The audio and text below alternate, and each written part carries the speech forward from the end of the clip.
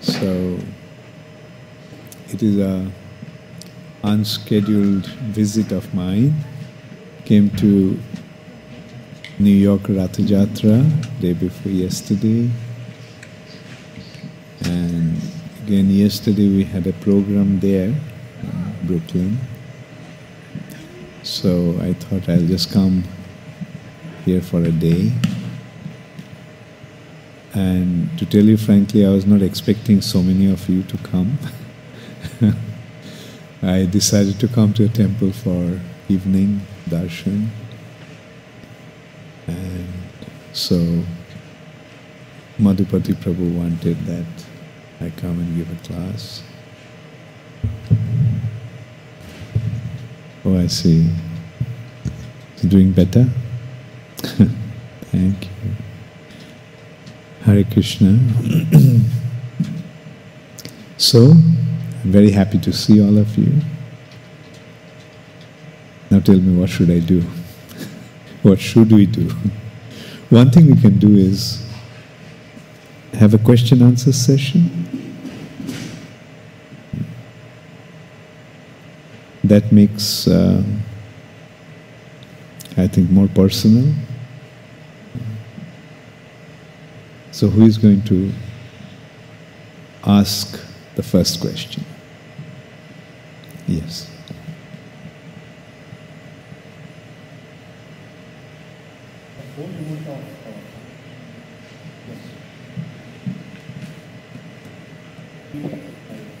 We are somehow figure it out. How to play Mahamatra to others, colleges. But when it comes to our own family and children, we can chant. How to do that, Maharaj? I'm talking to a lot of parents who say they have the challenges that the children to chant the holy name on the listen. Please, sir.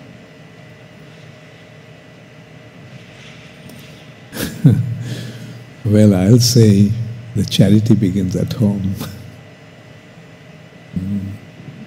And like we should... Can you unmute the wireless mics? Do you see one more wireless mic there? Is there? I mean, it is what you said Yeah, is it's there. a fact, He mute can is a be- reality. not see. But at the same time, I will say that she was chanting so nicely. So at least you are inspiring your children to chant, take shelter of the holy name. And so it will depend upon the parents. There must be various factors that are impeding that possibility. One is, oftentimes you'll see that the parents don't have enough time for their children. Like, another thing is, the children may get affected by the, good guidance of the parents, but when they go out, they get influenced. Another thing is that often because of such closeness and familiarity, the children take it for granted.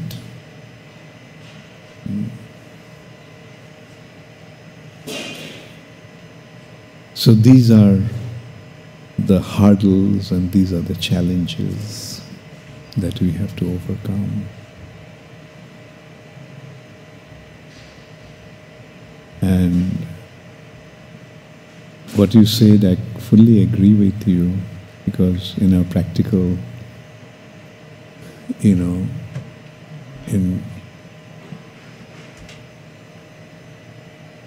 facing the reality, we are seeing that the outsiders are becoming more attracted to Krishna consciousness than the insiders.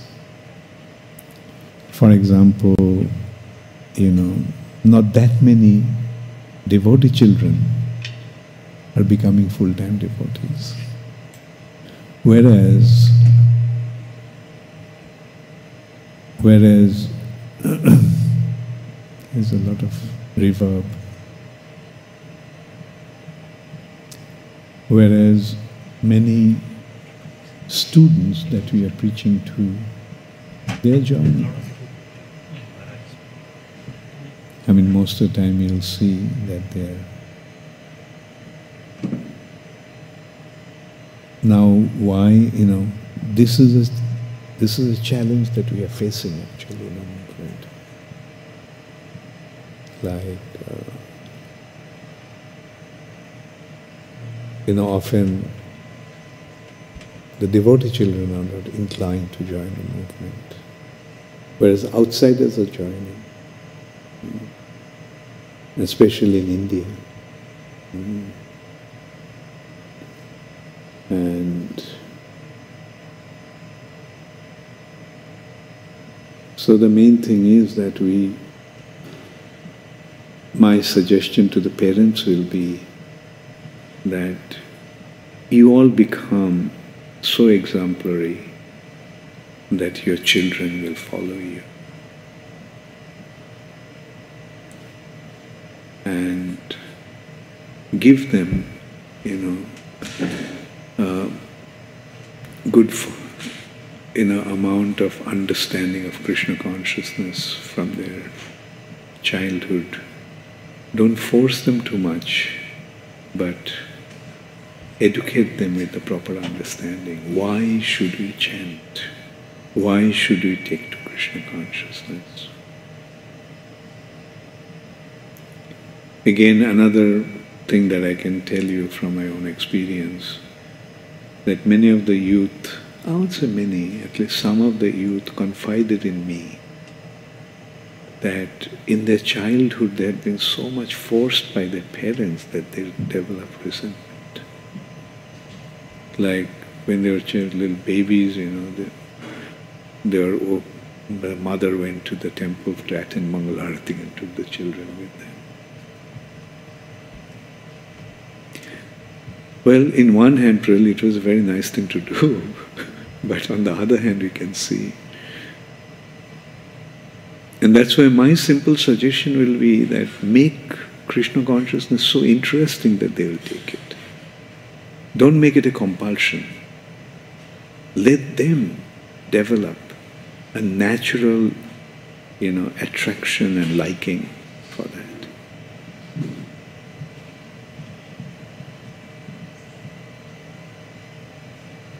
Sometimes some devotees come and tell me that, they're so tired from their work and sometimes, they find it so difficult to complete their 16 rounds. My frank suggestion is don't worry about it. If you're tired, take rest. If you can't complete your 16 round now, don't worry about it. Later on, when you're a little more relaxed, chant it in that relaxed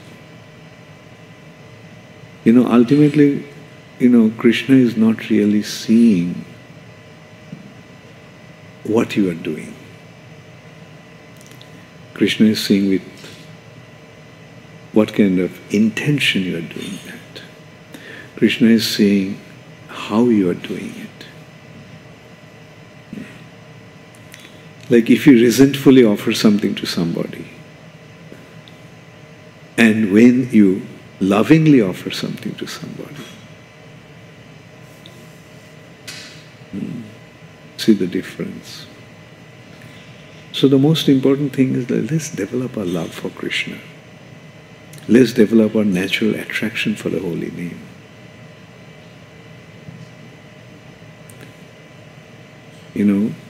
Susukham kartum abhayam. Krishna consciousness or devotional service should be executed joyfully.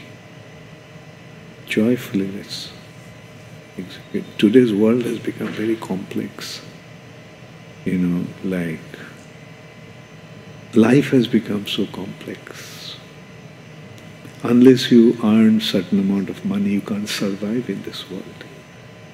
And in order to earn that amount of money, you have to work so hard. Often both husband and wife have to work.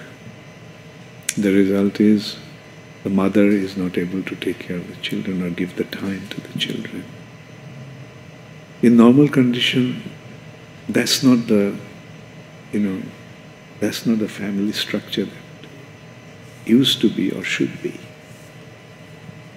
In the Vedic culture, or not even Vedic culture, in normal society, few years back, women stayed at home and took care of their children and the household.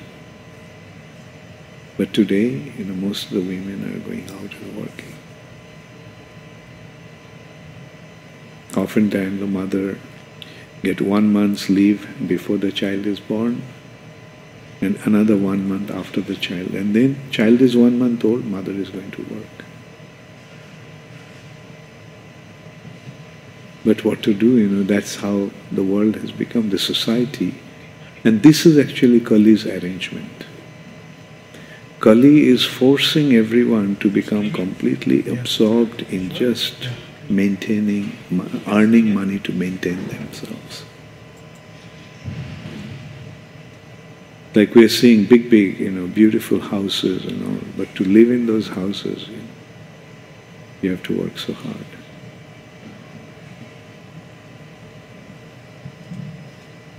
Anyway, let us try to, deal with these problems with proper understanding. Let's deal especially with our children. I would say the first and foremost responsibility of the parents is to give them all the love. That's what they need, especially mother's love. The more the love they get, the stronger will become their character. So therefore let the mothers offer all the love to their children.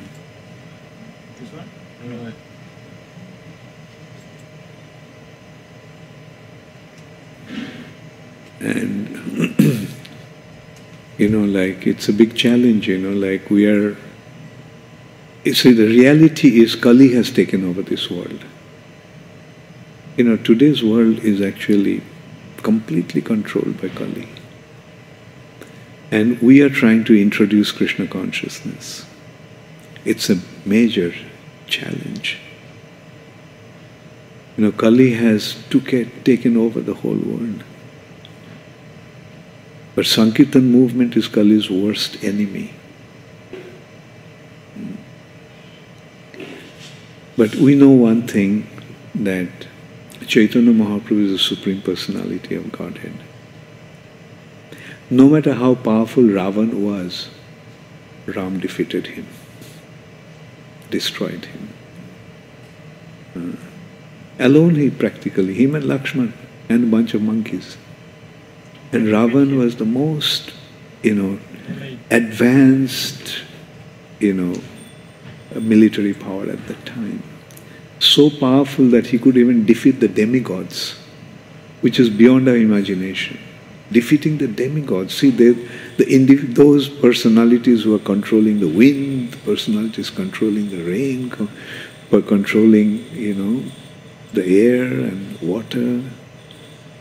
Those personalities were defeated by Ravan. The personality who is controlling death, Jamraj. Of course, Ravan could defeat Jamraj, but when Jamraj was about to use his Jamadanda on Ravan, then Brahma came and said, don't do that. He is not meant to be killed by you. So Jamraj disappeared. Ravan thought he conquered even Jamraj. But eventually, in spite of being so powerful, he was destroyed by the Supreme Personality of Godhead. So if we side with the Supreme Personality of Godhead, no matter how insurmountable the obstacle may appear to be, we are going to overcome it. We are going to defeat Kali. Kali cannot conquer Krishna. Kali may have spread his influence all over the world, but eventually Mahaprabhu's Sankirtan movement is completely going to destroy Kali's influence. It will happen. And we have to simply become a part of it. We are siding with somebody who can, make the whole world Krishna conscious in no time.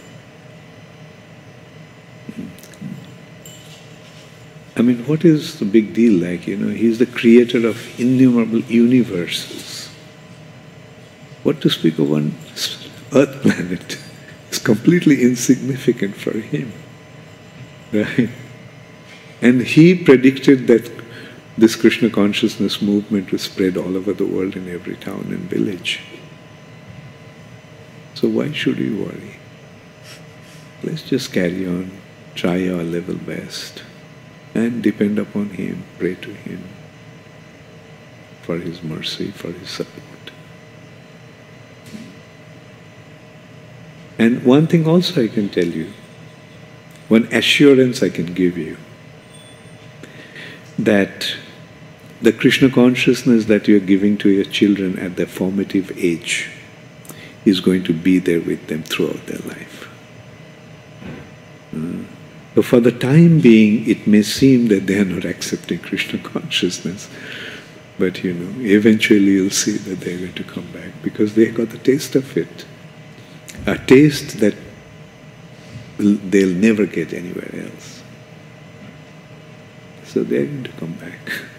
I mean, even if they're not, appearing to be responding so nicely now.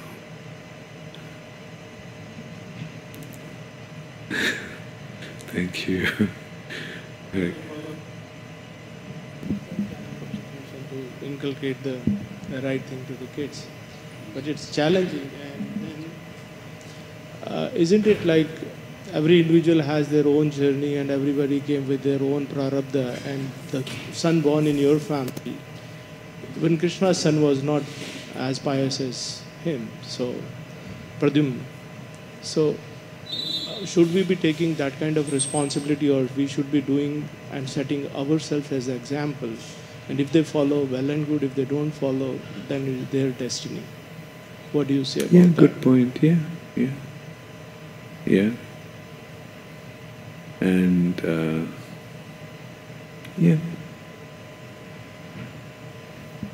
like, best way to teach is by our own example.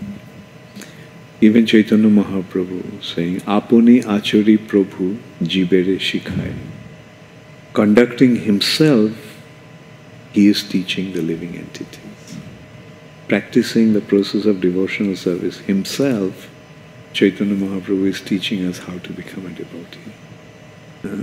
So become a very good example for your children.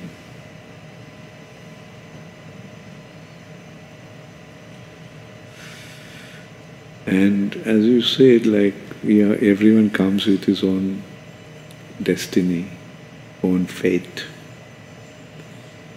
But we also have to consider, it's not an accidental happening to be born in the devotee family. So, these are special children, we have to take care of them properly.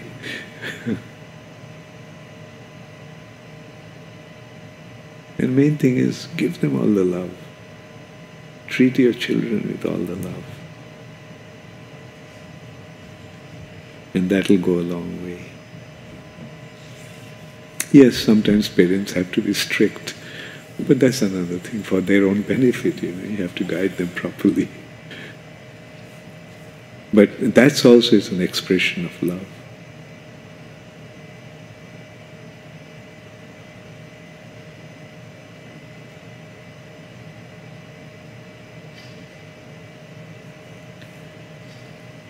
Yes, Madhupati Prabhu.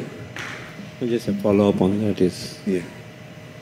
from the teachings of Rishabdev, we see Raja Nasyat, Pita Nasyat, Janani Nasyat. Yeah. So ultimately, whoever takes responsibility to become parents, Right. the onus lies on the parents. Yeah.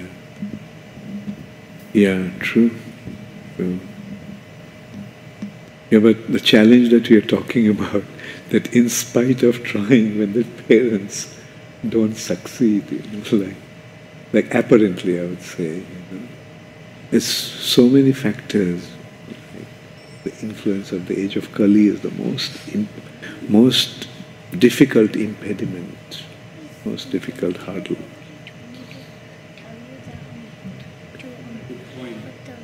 Yeah. It has to be joyfully performed, you cannot force it. Many times parents see that they try to force things on the children, or they take happenings of the temple or whatever politics of the temple at home, and that from a very young age the child is exposed that, oh, if the things are happening like that in the temple, why should I take Krishna consciousness? True. Anyway, difficulties we are aware of. Let's see how to overcome those difficulties.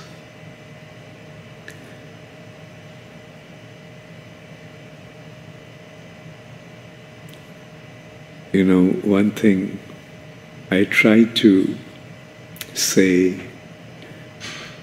although it may sound a little impractical, and that is the women shouldn't go out and work outside. How many of you are working? Okay, I'll start discussing about that afterwards.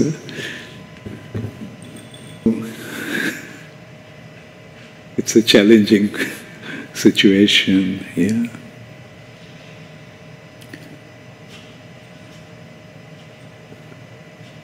You know, all I can say, I wish that we could create a situation when you didn't have to go to work. Do you enjoy going to work outside? No, right? You know. And how many of you have children? You have children? Yeah.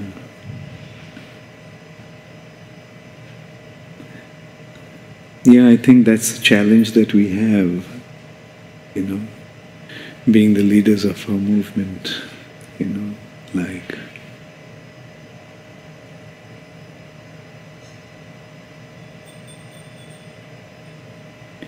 because, you know, there are situations when a single mother, if the mother doesn't work, then who is going to maintain? Often the income of one person is not sufficient to meet the expenses. Now the thing is that, and again I can go back to that point, you know, Kali has created this situation so complex, you know, like for example,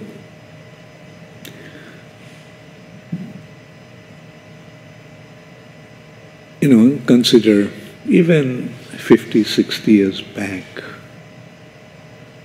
the rent was not so high, the cost of things were not so high, and, you know, just one person's income was sufficient to cover. Prabhupada used to say just 1 acre of land, about 1 acre of land. He even said, even less actually, 2 bighas, he used the measurement in India, which can be just about an acre or a little less than an acre of land. And a cow was sufficient to maintain one family.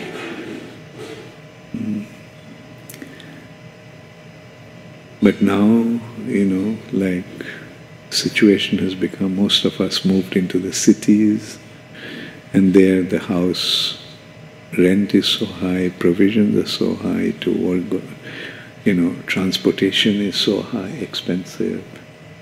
And if you don't have sufficient amount of income, you cannot really survive.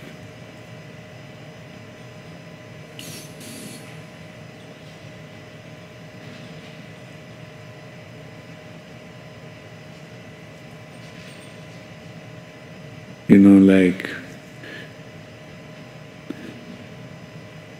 in India probably things could be a lot easier.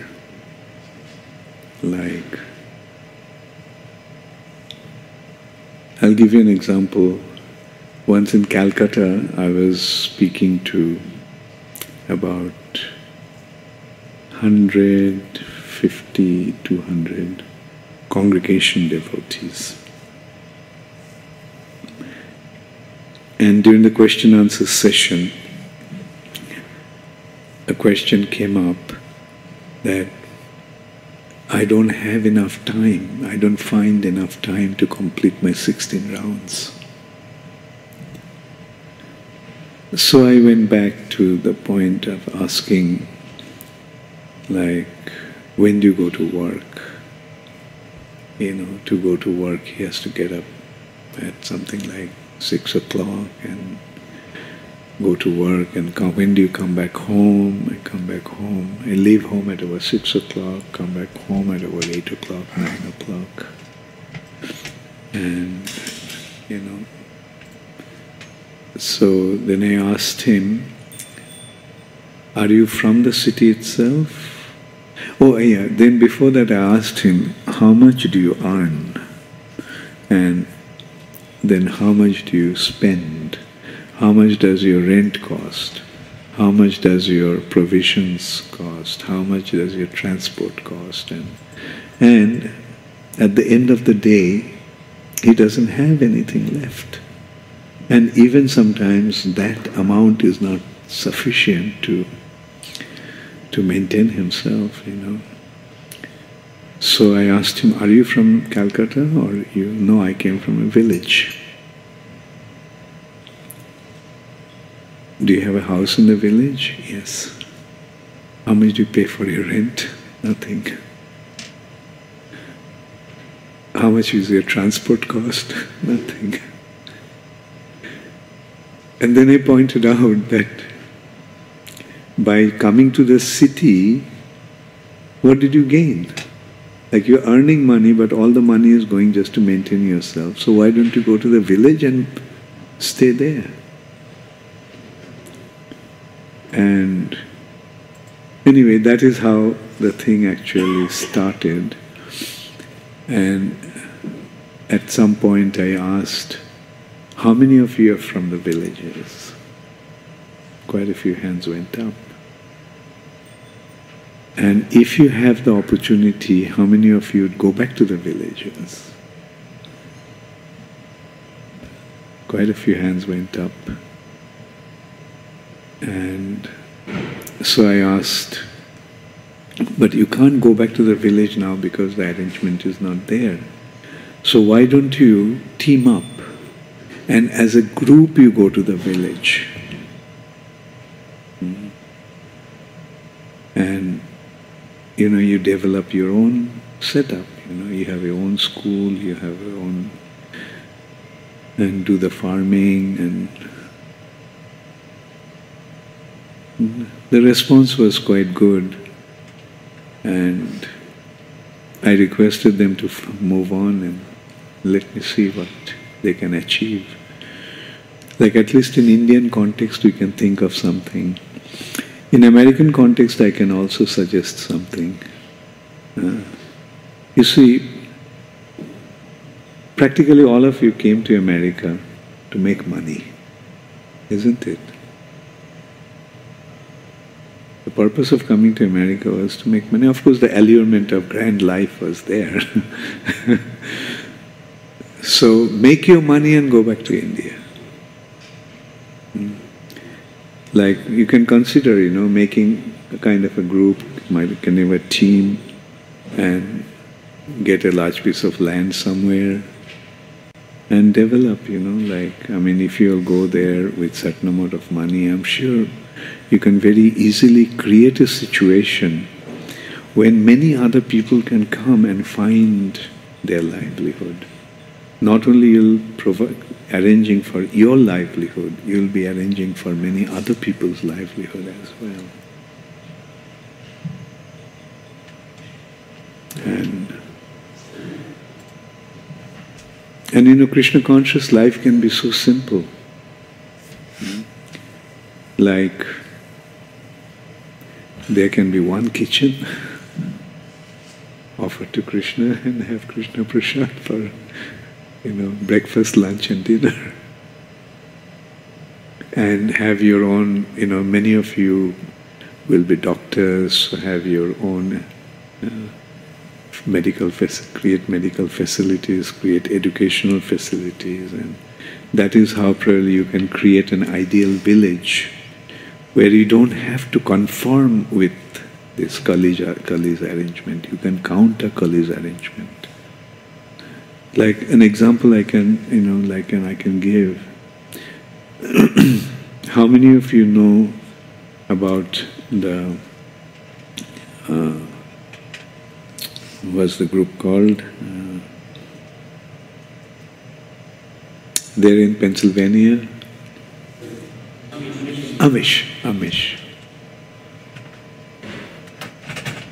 They're on strike against the modern civilization.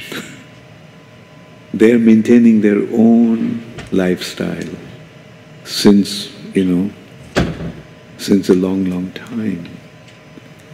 They came to America maybe a few hundred years back and they decided to just maintain their own lifestyle. And, they're doing that. And obviously, they are happy being there, otherwise, why they should be there. And it's not that they're forcing anybody to remain in the community. Before they kind of commit themselves to become a part of the community, they're given the option to go out and, see the outside world. And those who opt for coming back, yes. It's a small community, but there is, they have been successful in their own way. Another community is the Mormons, but they did it in a different way. They created all kinds of arrangements. They run their own business and, they are very successful in that, and they are, it's a very tightly knit community. They have their own schools, own college, own universities. And when they graduate, the children, the boys and girls go out for, I think mostly the boys. They go out on sabbatical for 2 years. They go to different parts of the world. Once I came across a group in Calcutta and we invited them to a temple. Had a wonderful time with them. We served them prasad on banana leaf plates and they were thrilled with that,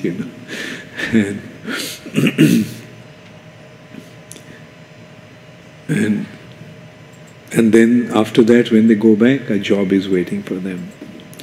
And they maintain a very strict standard, somewhat like ours actually. In the student life, no intoxication, no illicit sex.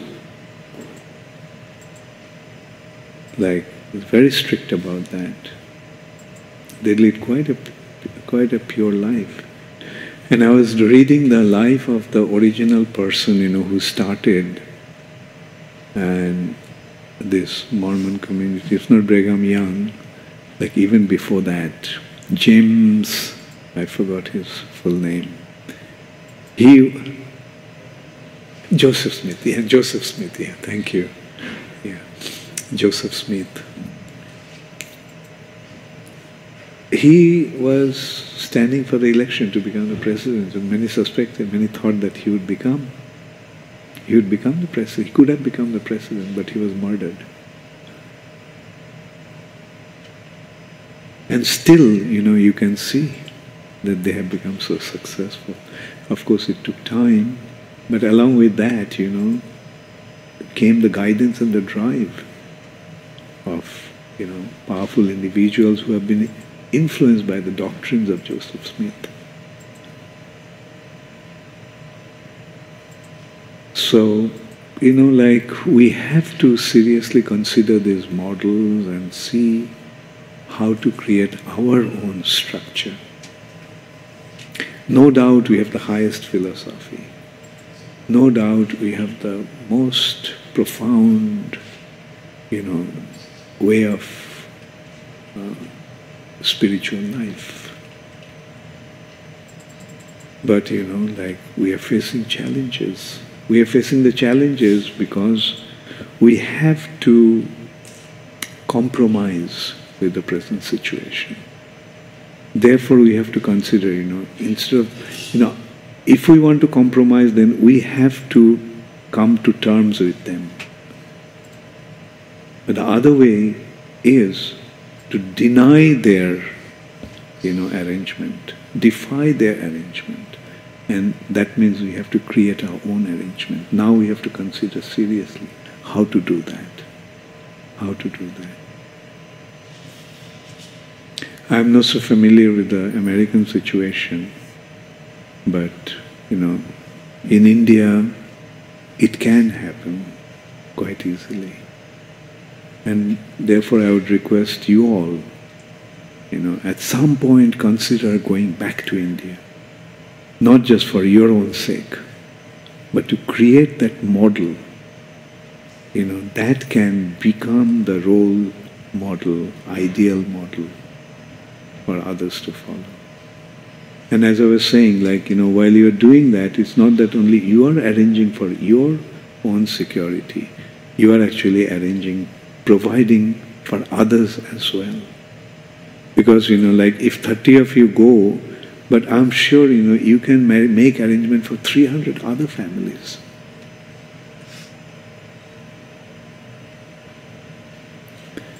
Prabhupada put a lot of emphasis on farm communities. But I saw the farm communities are facing, it's very difficult actually. Because I had been involved with two areas, one in France and one in Belgium, where we had, one community had one farm, we had more than 1,000 acres of land. And another one, Belgium one, we had 700 acres of land. But we couldn't do our own farming. Because the cost of producing your own food is more expensive than buying it from outside. Because the way they have arranged it, like mass production, heavy machines, that's one thing. Another thing is that by staying in the farm community, they could not maintain their livelihood. They had to go out and earn money by selling paintings or making, such kind of arrangements. And then they started to feel, why should we stay here? Rather, it'll be a lot easier for me to stay in the city. Then I don't have to travel for 3 hours, to just sell a bunch of paintings. I can just stay here. And they started to move out. So this is how, and then the winter is so, harsh in the West. So it becomes very, very difficult, But, in India probably it won't be so difficult. Like as I was saying, you can, lead a life where you can attend the Mangalarati, you can attend the morning program, and you don't actually have to worry about who is going to cook the breakfast. The arrangement is there in the temple to cook the breakfast, offer it to the Lord, and then after the Bhagavatam class you go and take prasad. And then, render some service, lunch, have a little nap, get ready for the evening program. It can be so easy. And that's why, we are making arrangements for our students. This program was actually started by Radha Krishna Prabhu, who himself is an IIT, a brilliant IIT student. I think he was a gold medalist. he started to preach in IIT and attracting the students. Anyway, so in Ujjain, from Ujjain, we are preaching also to Indore and Bhopal, two major cities in Madhya Pradesh. And we kind of created that kind of situation, you know. Like this arrangement is, the students live in that facility. That, by the way, he is one of the product of that. And this is Krishna Kishore. He did his engineering from Pune. And anyway, so they stay in our arrangement. And in order to stay there, you know, you have to attend the morning program. Starts at 5 or 5:30? 4:30 itself, wow. Okay, Mangalaratik. Then, you know, Japa period, Bhagavatam class, Guru Puja, breakfast. Then they go to their college or university. And anyway, at least they have the morning program. They come home, they come back, they have their prasad. Morning they have breakfast. Evening when they come back, you know, they have their prasad. And I was actually quite worried, you know, initially, that, you know, the whole morning goes with this spiritual program. So how it's, you know, like, then studies is going to be neglected. So I told them emphatically that please don't neglect your studies. Whatever you're doing, you must do it properly. Because if you don't succeed, if you fail, if your result is not good, then your parents will blame us. They'll say, because they have become influenced by us, you have failed. And anyway, so at the end of the year, they came back to me to tell me about the results. And most of them did, not most of them, all of them did better than before. And I asked them, you know, like, all your morning goes in, you know, spiritual activities. How did you manage to get this kind of result? And they told me that yes, the morning actually goes in spiritual activities, that the evening time that they used to squander, now they're using that time for their studies. They don't go out, you know, doing all kinds of frivolous activities in the evening. They just, and they also admitted, because of their involvement in Krishna consciousness, their mind is more peaceful, the intelligence is developed, their memory is better. So, and the result is, today we have about 90 brahmacharis in our temple. And more than close to 700 students are, you know, within this structure. I'll tell about this boy. We have one condition, that after you complete your studies, you have to go out and work for 2 years. Because if you know, join the movement directly after your studies, and then later on if you want to take up a job, you know, it will not be good for you.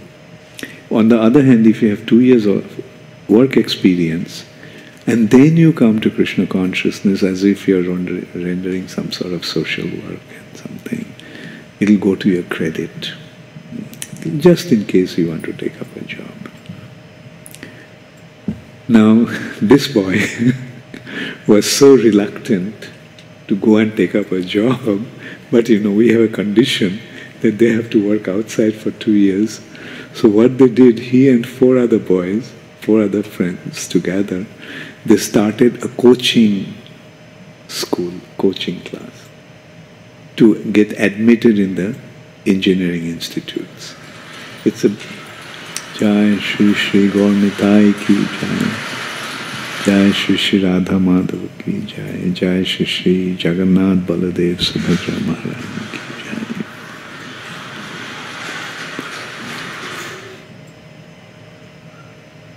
So they started this coaching classes.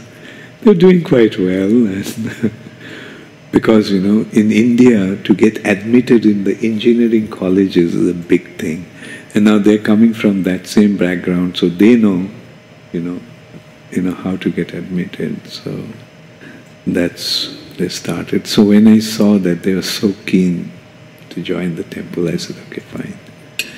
So all 5 of them joined. They closed up their coaching classes. And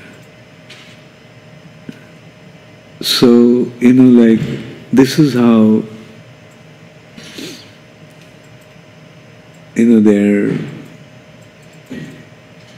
getting the taste of Krishna consciousness and becoming attracted to Krishna consciousness spontaneously.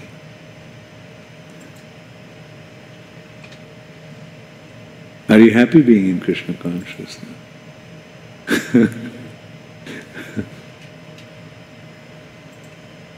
Devakinandan Prabhu, you had a question, you raised your hand. I just wanted to make a little comment, small realization, following on Krishna Karuna Prabhu's point. I was thinking one of the reason could be, possible reason, our children not taking seriously. Many of us come to Krishna conscious process, embrace at a later stage in life. We're 25, 30, 35, 40. And then we find that I have very less time. When you're 35, 40, you have next 20, 30 years, I must do everything very fast. So many of us become impatient within ourselves, between us and wife also, and with our children also. Because we feel I don't have the time, nobody else has the time to grab it. It must be done very fast. So we put our children in the same boat, that you must chant, you must know bhajan, you must know shloka, you must go to the temple, attend. So out of that impatience, we kind of create a character that, somewhat bad example, that they don't want to connect to as they grow, because they felt I didn't have very good experience. I didn't see my mom and dad very happily performing. So they derail themselves from this process for the time being. As you mentioned, they definitely come back. Just wanted to share my own little experience. Yeah, that's true. That's very, very good observation. And when you were speaking, I was also thinking another thing, that you see the difference between us and them is, like we saw that world and we opted for this one. So, in a way, probably we should give them the option also to see that world and decide for themselves, what they really want to opt for. Like as I was saying, the Amish, they're given the option. Go and see that world. And then only you can come and become a qualified member.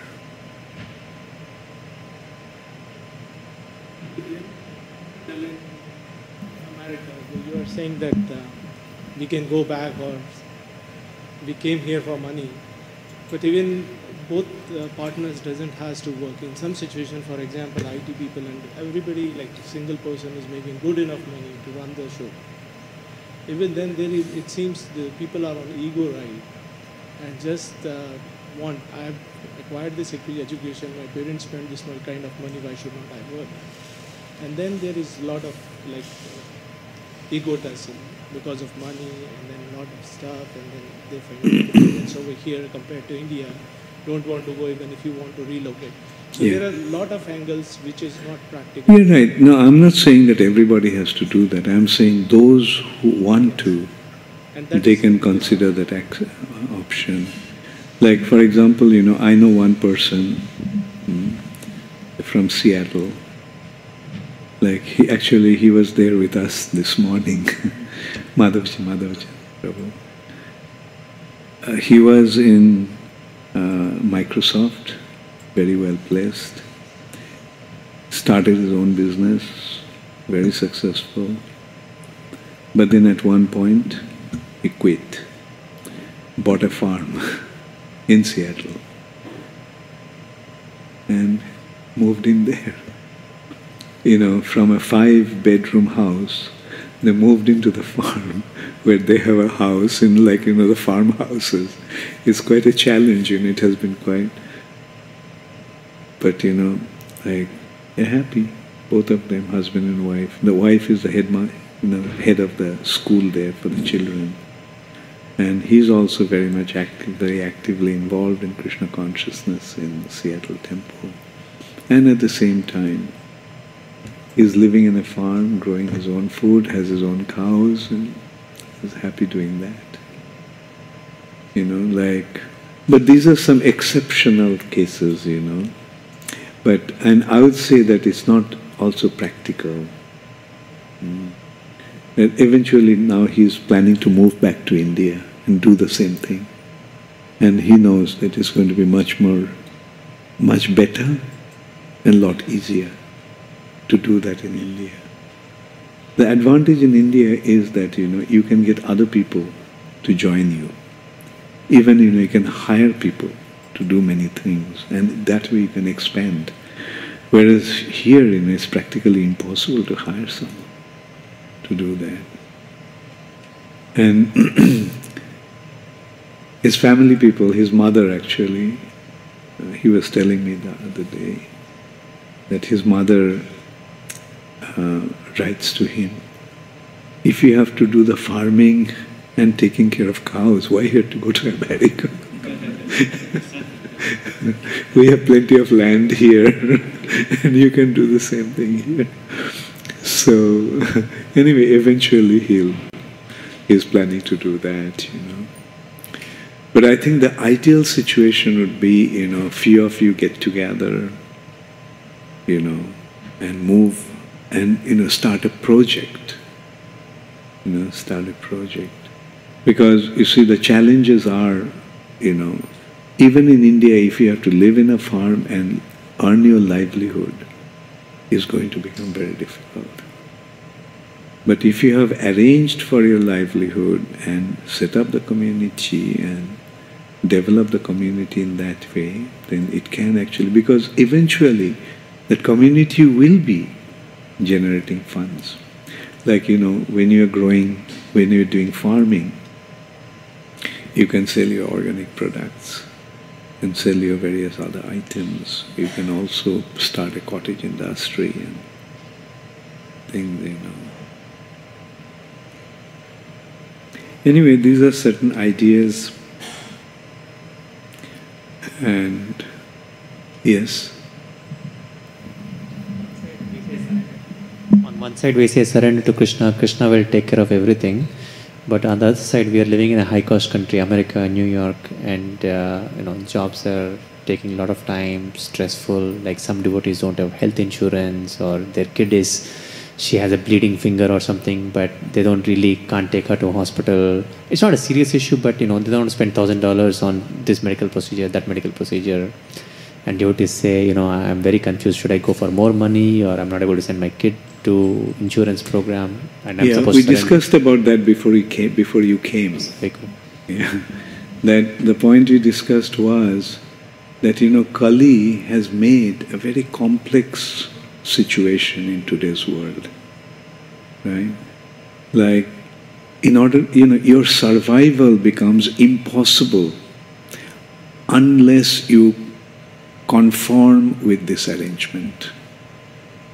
Like, for example, to live, you have to have a house.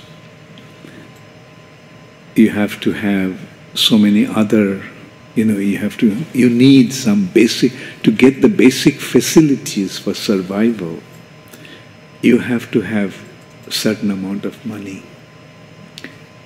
And it's not just certain amount of money, one awful lot of money.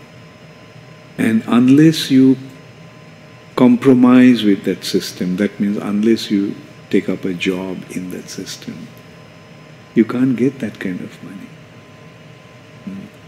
And then you are saying that other complexities, health insurance and this and that, it becomes extremely difficult to survive unless you compromise to this system. That's Kali's arrangement. On the other hand, if you consider, say 50, 60 years back, the life was not really that complicated. Even in America, I remember, you could get a fairly decent house for $300 a month. I'm talking about 30 years back. You could buy a nice house for $100,000. To buy that house today, you need $1 million at least. So these are the problems, like those days, just consider, like what's the price of gas 30 years back? I think 40 cents a gallon. And now it's almost $4 to a gallon. Right? So this is how, the life is becoming more and more complex. And then, like even job situation has become so competitive. Like those days, like the moment you got a degree, you got a job. But now you have to go through a heavy competition, to get a job, because there are so many people with the same amount of educational qualifications. So, the challenge is, Kali is making certain arrangement, and we have to counteract that arrangement. And that's where we came to the point, The way to counter, one of the way to counteract is that, like team up, put certain amount of money into the kitty, with that start a project in India, move back to India and start a project, and, that will not only provide for you, that can also provide for so many other families that can join in.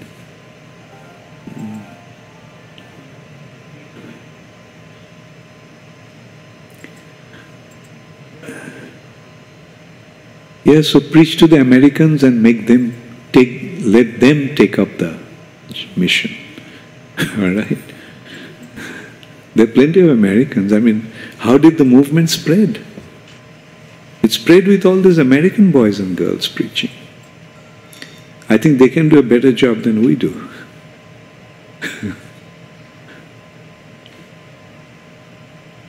So the point actually, the thing that and eventually, like if we can spread this movement properly, then we are again considering,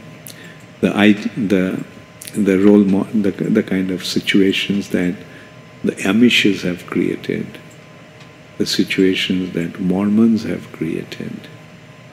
They're the examples, to sort of deal with such situation in countries like America or in the West. We have to think of such models, like what is practical for India may not be practical here. But here also it can be possible. Like if we live together, say for example, if we say one family to cook lunch for 5 people probably costs, $25, right? Now, if 10 people, 10 families get together, then probably with $100, we can cook for, 50 people. So that way, instead of spending $250, we are spending only $100, but getting the same kind of, arrangement, and with no involvement at all, just one or two persons, getting involved, and the other individuals, in the family, in that community of, say 5 people get involved in cooking, so 45 people are free now to do things that they want to do. And the way to do it, somebody may say, well, how will that be possible? I say, well, it will be possible because you're going to offer the prasadam to food to Krishna. And then at the end, after offering, have Krishna prasad. So these are the simple guidelines for simple living and high thinking. Anyway, I mean, we are simply in a discussing stage.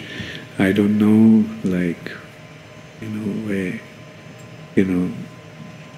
when it will be possible or whether it will be possible at all. But at least we have to seriously consider.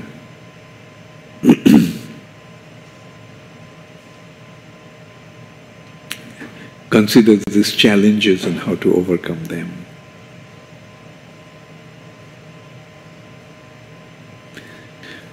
Okay. Any other question? You have a question? She's urging you to ask some question. Chinese. Oh. So we got into this discussion about, actually she found out that there was a boy in China, and he was quite afraid of one of the guys in the farm where he basically slaughters the pigs. So then they found out later on that he actually was a pig. The little boy was a pig in his previous life.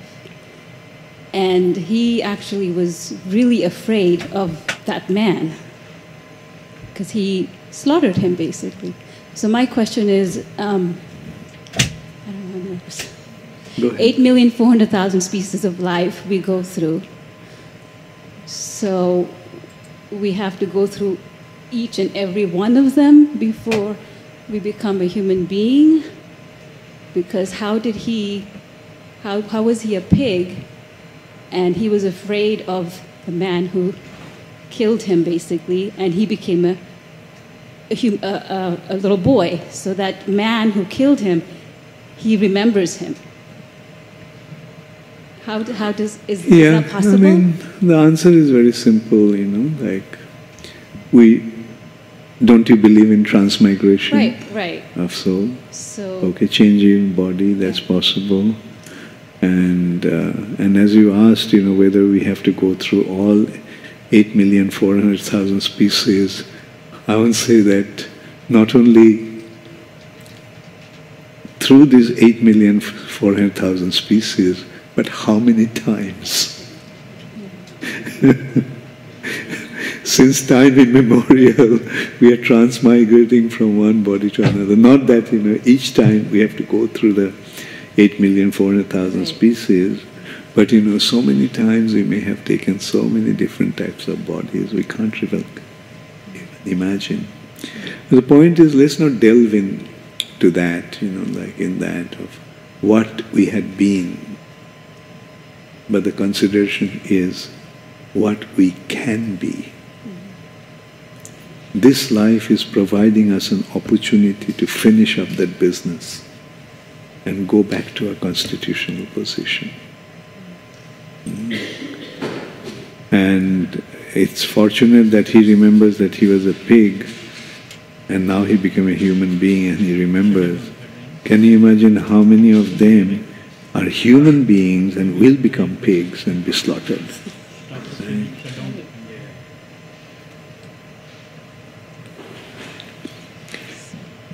Thank you, Hare Krishna. So So, Yes, sir. you have a question? Okay, please.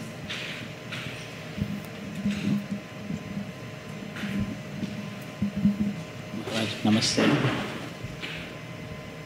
I know many people in America, they always think at some point of their lifetime when they stay here to go back to India. And they always fear about the challenges that we have back in India, because we all know the way it operates, including corruption, daily life. Once we saw this beautiful country, beautiful roads, everything is beautiful here. So the phobia many people have is how we are going to even take that, even though we know that. And if you can enlighten us. Good, very good point. I mean, these are the challenges.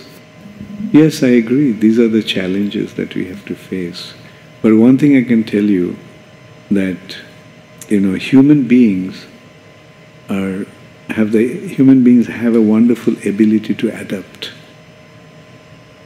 Right? Like, you got used to American life, but when you go to India, initially there'll be some difficulty, but after 2 and 3 months, you'll accept it there, you'll adjust yourself in that situation. What to speak of, like going back to India and adjusting in that situation. Can you imagine? Like getting into an animal body after this life? And we adjust in that. And we begin to like it so much. So much so that when Indra had a pig's body and the demigods came to tell him, now please come back to the heavenly planet, you know what he said? How can I leave my family? I have 2 kids just born the other day. My wife, she's so loving and caring. And like that, like that is the meaning of being conditioned. The kind of body that we get attached to that. And we don't want to change that. But the thing is, why should we change to achieve a higher objective? Like, for example, if you are given a choice to live in America, work for 28 hours a day, I'm sorry, 18 hours a day, and earn a lot of money, have a beautiful lifestyle, but no Krishna consciousness, no time for Krishna consciousness. On the other hand, accepting some physical hardship, but have a life which is very, very conducive to Krishna consciousness. What would be your choice? You don't have to tell me, you can consider yourself. Right? Wonderful. Yeah. Don't worry, he'll adjust. And he'll miss America. He'll miss America. But doesn't matter. Anyway, you can do one thing. 6 months in India, 6 months in America. Like, for 6 months of summer, you come to America, summer and spring, and 6 months of winter and autumn, stay in. The best time there and best time here. Until you adopt that standard completely. So I'll stop now. Thank you all very much. We had a wonderful time with you all. All glories to Srila Prabhupada. Gaur Premanande Hari.